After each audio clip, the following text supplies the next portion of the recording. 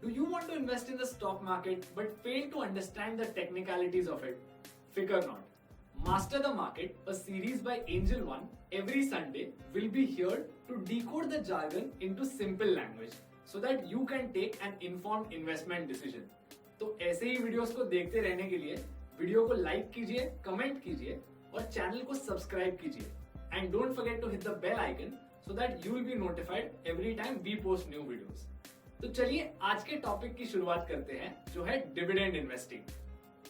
हम सब कैशबैक और रिवॉर्ड्स की दुनिया में रहते हैं.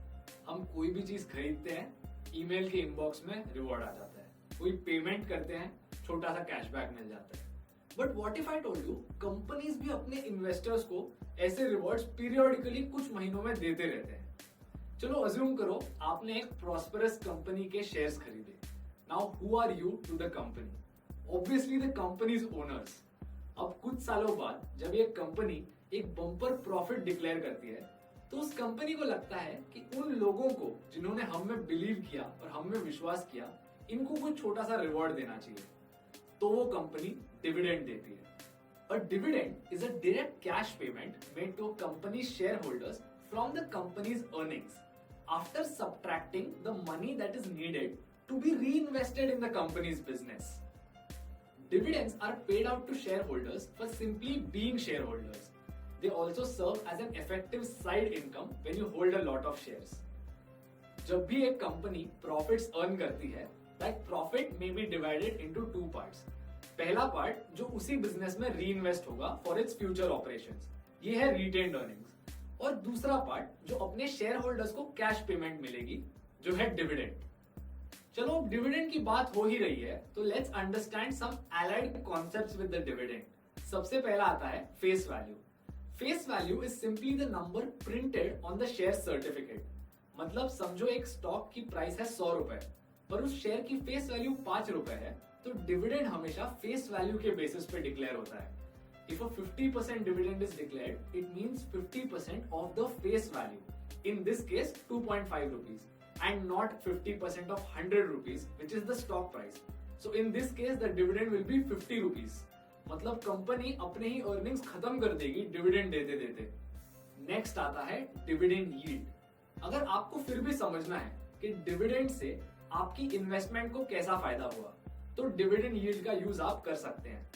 डिविडेंड यील्ड मतलब एक कंपनी का dividend divided by its stock price multiplied by 100. This price to be taken is what you paid for that stock. अगर आपने 100 रुपए का शेयर लिया है और 5 रुपए का डिविडेंड डिक्लेयर होता है, so you take 5 divided by 100 and multiplied by 100. So you have a dividend yield of 5%.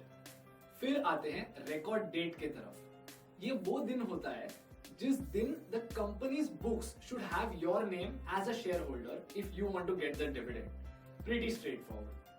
फिर आता है ex dividend date.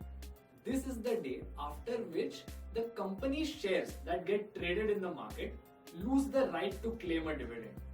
मतलब अगर आप इस दिन पर या उसके बाद कंपनी का शेयर लेते हो, आपको डिविडेंड नहीं मिलेगा. And for this reason, the stock starts to quote without the dividend on the exchange.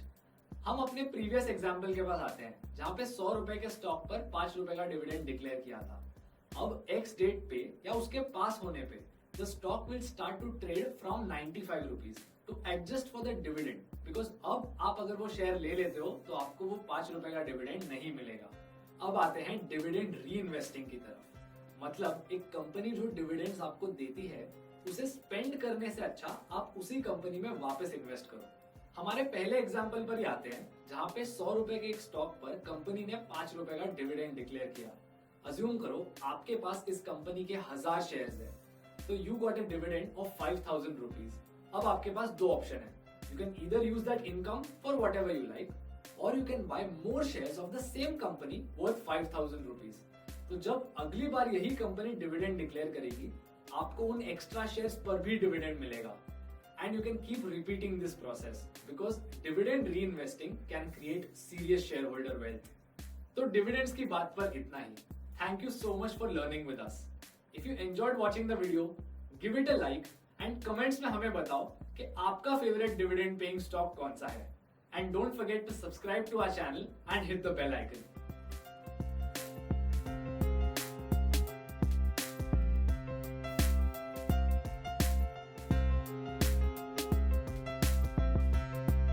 Investments in securities market are subject to market risks. Read all the related documents carefully before investing.